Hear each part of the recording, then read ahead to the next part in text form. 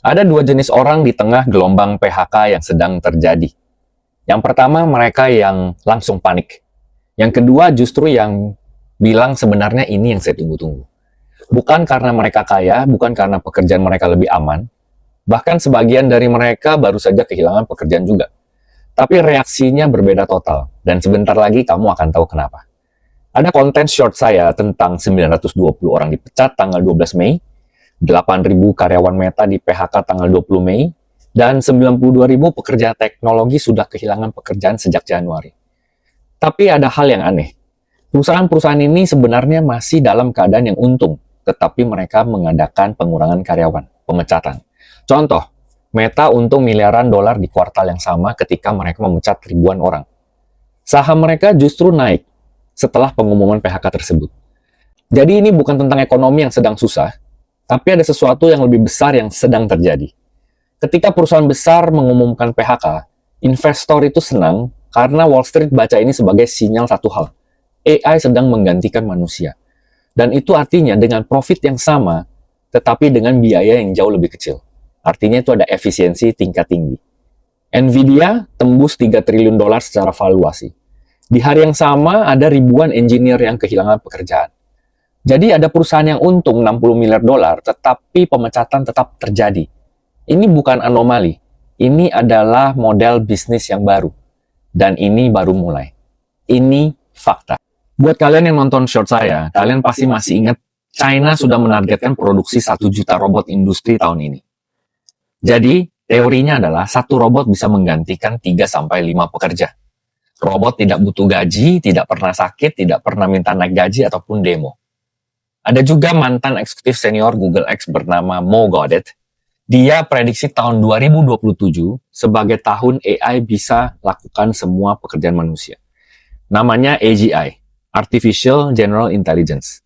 Dia bisa nulis, analisis, hukum, keuangan, kesehatan, semua di waktu yang sama. Dan yang paling terancam bukan buruh pabrik, tapi karyawan kantoran tingkat entry dan bahkan menengah yang selama ini merasa paling aman. Sementara itu di level yang lebih dekat dengan kehidupan kita sehari-hari, pola yang sama juga sebenarnya sedang berjalan. Masih ingat TikTok Shop? Dulu dilarang pemerintah untuk tujuan melindungi UMKM.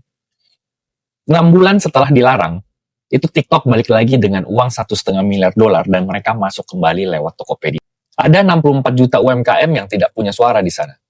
Tanah Abang atau ribuan lapak yang lainnya itu menjadi kosong. Atau buat yang punya usaha warung, F&B, restoran, kamu bayar GoFood 20-30% dari setiap pesanan. Itu tidak bisa dinego, nggak bisa protes, nggak ada pilihan. Dan di sisi lain ada driver ojol direkrut dengan janji menjadi bos sendiri.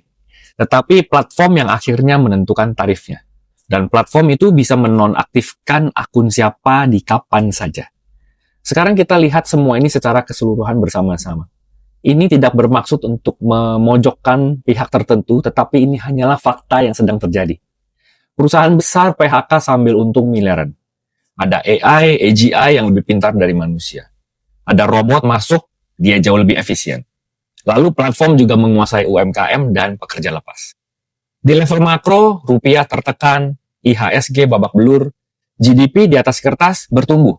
Tetapi yang merasakan pertumbuhannya bukan semua orang. Jadi sejak tahun 1975, ada sebuah pola yang konsisten. Produktivitas pekerja sebenarnya naik, tetapi gaji pekerja tidak ikut naik secepat itu. Nah, selisihnya masuk ke kantong pemilik aset. Dan AI sudah pasti akan mempercepat transfer ini jauh lebih cepat dari sebelumnya. Ini bukan konspirasi, ini juga bukan anti-bisnis. Ini sekali lagi adalah fakta tentang bagaimana sistem memang bekerja. Dia memberi reward kepada pemilik aset, bukan ke pekerja. Saya ulang ya, pemilik aset. Dan disinilah jawaban dari pertanyaan di awal tadi. Orang yang tidak panik itu bukan yang paling beruntung, bukan yang paling pintar. Mereka adalah orang yang sudah memulai membangun aset, membangun suatu sistem di luar jam kerja mereka. Sistem penghasilan yang tidak bergantung pada satu atasan, satu platform, satu pintu. Jadi ketika pintu pertama tertutup, mereka sudah punya pintu kedua yang sudah terbuka. Saya kasih contoh Michael Jackson yang sudah meninggal sejak tahun 2009. Warisannya itu masih bisa menghasilkan 825 juta dolar di 2016. Bukan karena dia masih harus bernyanyi, tetapi karena dia punya sistem yang sudah terus bekerja buat dia. Di skala yang jauh lebih kecil, ini yang sedang saya bangun sendiri. Channel ini salah satunya. Saya baru mulai sekitar 2 bulan yang lalu, dan sekarang sudah ada 6.000 lebih subscribers. So thank you, terima kasih untuk kalian semua yang sudah mendukung channel ini. Pada saat saya mulai, saya hanya berpikir untuk memiliki sebuah aset. Nah, aset apa ya? Aset digital itu adalah yang paling mudah dan murah untuk dimulai. Kalau tidak mulai, ya hari ini saya masih ada di titik punya 0 subscriber.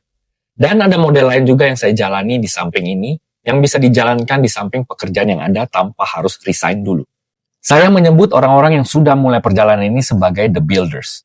Bukan karena mereka sudah berhasil sukses dan besar, tetapi karena mereka sudah memilih untuk bergerak sebelum tidak punya pilihan yang lain. Kalau ini relate ke kamu, semua yang sedang saya bangun ada di bennyjohan.com.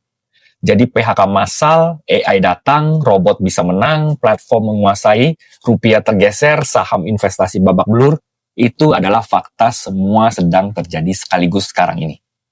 Jadi saatnya bangun sesuatu sendiri untuk diri sendiri. Karena kita perlu ada sistem. Nama saya Benny Johan, subscribe dan share kalau ini berguna untuk kamu.